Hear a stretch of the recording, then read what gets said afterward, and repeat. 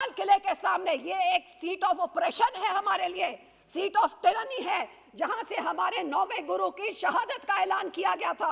और क्यों शहादत हुई थी? आपके जनेऊ और तिलक को बचाने के लिए हमारे गुरु ने शहादत दी कि कैसे हमारे गुरु आपके हैं तो फिर उनके, और वो केसरी लहराने के लिए आज आपके गुरु बन गए, आज आपके बन गए।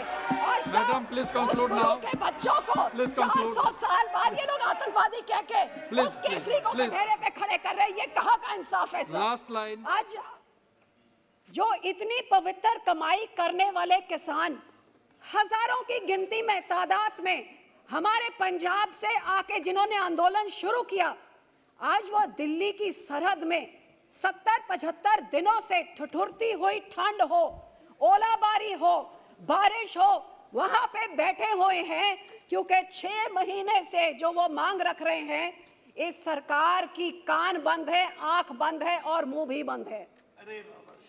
मुझे इस बात पे इतना दुख होता है कि जो पिछले 20 साल में सबसे ज्यादा ठंड का मौसम था, उस ठंड के मौसम की परवाह ना करते हुए बूढ़ी औरतें, बच्चे, बुजुर्ग सब इधर बॉर्डर पे बैठे हुए हैं। जो 26 नवंबर कॉन्स्टिट्यूशन डे से उन्होंने मार्च किया, जब संविधान को मनाया जाता है, एक पीसफुल प्रोटेस्ट जो डेमोक्रेटिक राइट होता है, और दुनिया ने देखा कि उस पीसफुल प्रोटेस्ट को कैसे गोलाबारी से, अथरू गैस से, वाटर कैनन से, लाठियों से उन बेचारे निहत्थे किसानों को किस तरह की ट्रीटमेंट दी गई, सारे देश ने देखा और उनके साथ संवेदना करी। दिल्ली के बॉर्डर में रोक दिया गया, वो बेचारे 2.5 महीने से वहां पे आराम से बैठ गए, पेशेंटली और शांतमय तरीके से उन्होंने अपना आंदोलन चलाया। आंदोलन क्या था सर?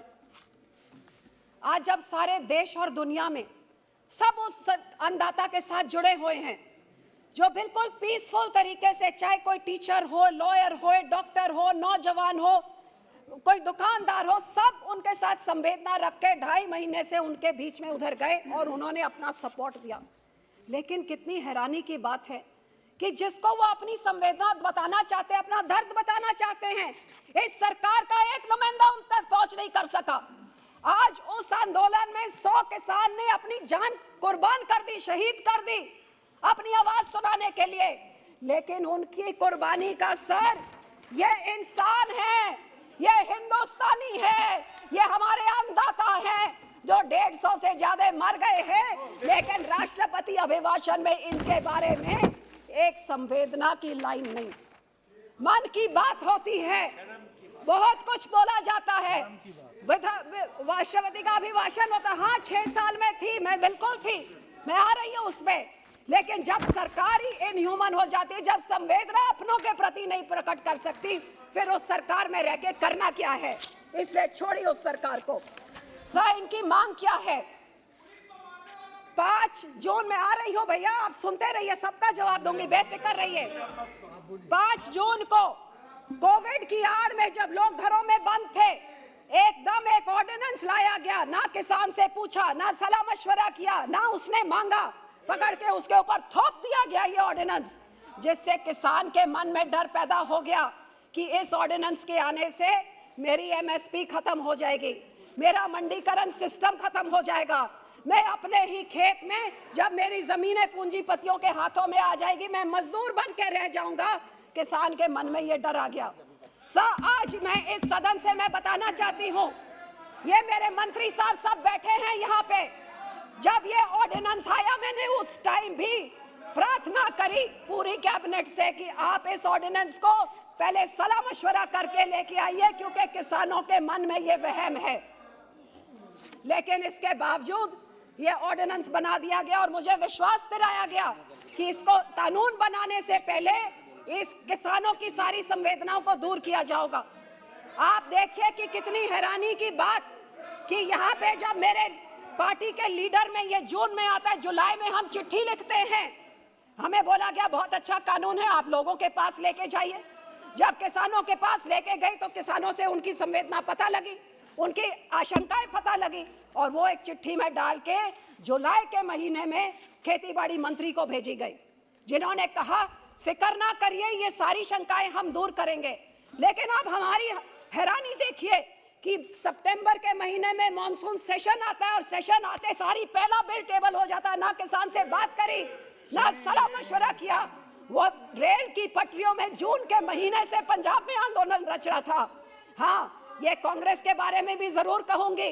2019 में जेएन के मुख्यमंत्री अमरिंदर सिंह ने पैरवाई करी होती तो ये 100 किसान जो 150 मर गए ये शायद आज जिंदा होते। ये इनकी भी देन है, इनकी देन है तो उनकी भी बराबर की देन है।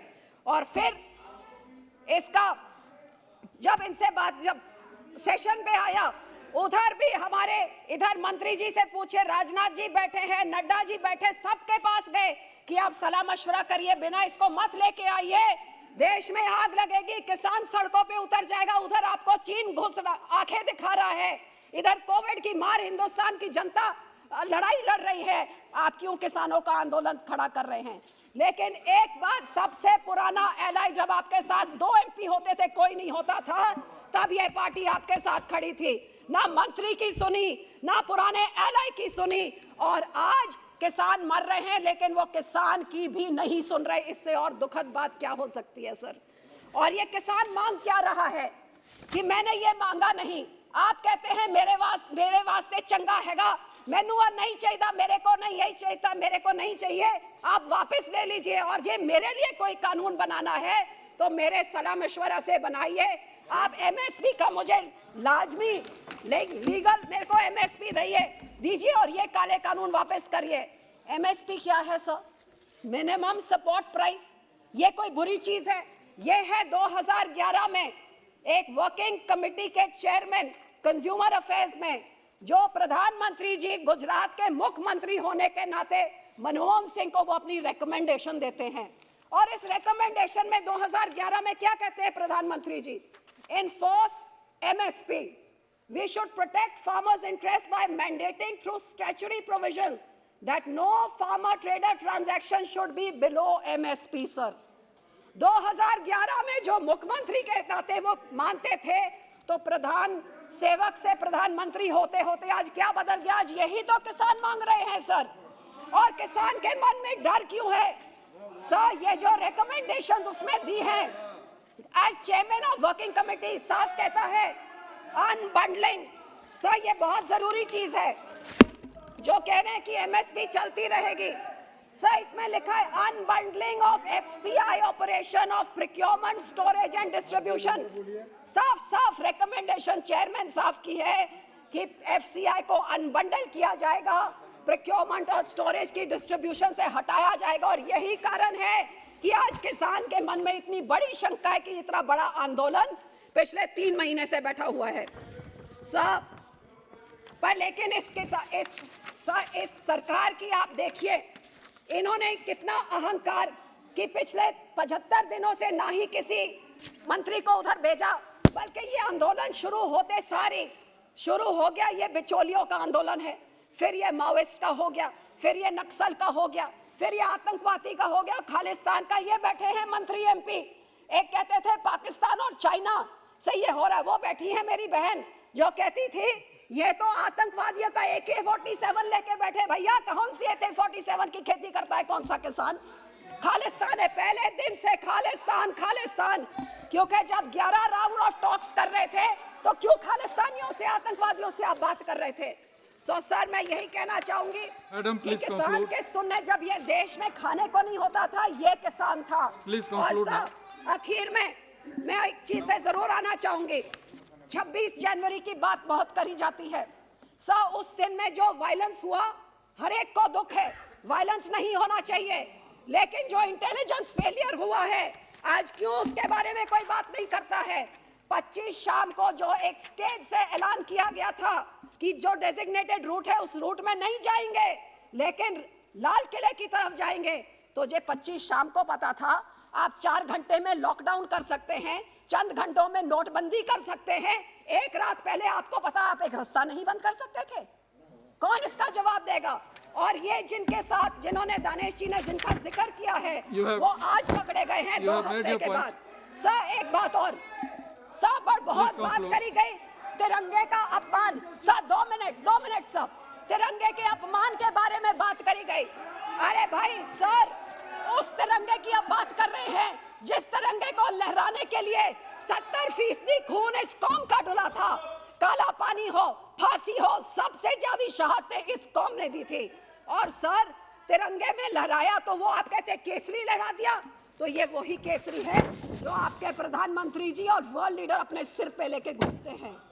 उस निशान साहिब को आपने केसरी को कटहरे में खड़ा कर दिया, जिस केसरी करके सा हमारे 9वें गुरु ने ठीक लाल किले के सामने, ये एक सीट ऑफ ऑपरेशन है हमारे लिए, सीट ऑफ टिरनी है, जहां से हमारे 9वें गुरु की शहादत का ऐलान किया गया था। और क्यों शहादत हुई थी? आपके जनेऊ और तिलक को बचाने के लिए हमारे गुरु ने शहादत दी कि कैसे हमारे गुरु आपके हैं तो फिर उनके, और वो केसरी लहराने के लिए आज आपके गुरु बन गए, आज आपके बन गए। और मैडम प्लीज कंक्लूड नाउ, के बच्चों को 400 साल बाद ये लोग आतंकवादी कह के उस केसरी को कटहरे पे खड़े कर रहे हैं, ये कहाँ का इंसाफ है सर? Last line. और साहब, जो जर्नलिस्ट सही कहानी बताए तो ये बोल रहे थे कि क्या था भाजपा के गुंज का हाथ, पूछ ले मनदीप पुनिया से, खोल लीजिए वेबसाइट, एक एक आपके भाजपा का वर्कर क्या कर रहा था बताया जाएगा। और ये फिर भी कोई शक है, दलितों की बात की जाती है, ये 24 साल के एक दलित वर्कर जिसको पकड़ के बंद कर दिया है और उससे क्या सेक्सुअल मिसट्रीटमेंट करी जा रही है पुलिस 26 तारीख से। और सर, आखिर से बोलना था, जो बोलने की बात थी राष्ट्रपति अभिभाषण में कि we will put an end to barbarism, ये क्या बार्बेरिज्म है? स्टेट स्पॉन्सर्ड बार्बेरिज्म कि एक निहत्था लड़का रंजीत सिंह जो एक घर में आग लगाने, औरतों के टेंट में आग लगाने से पुलिस को रोकता है, I'll call the next speaker. ऐसे टूट पड़ते हैं। I'll call the next speaker. ये है आपकी हनुमान बेनीवाल जी। राष्ट्रपति जी बहुत बोलते हैं। हनुमान बेनीवाल जी, no more, it's okay, this is not। मैं बेनीवाल जी,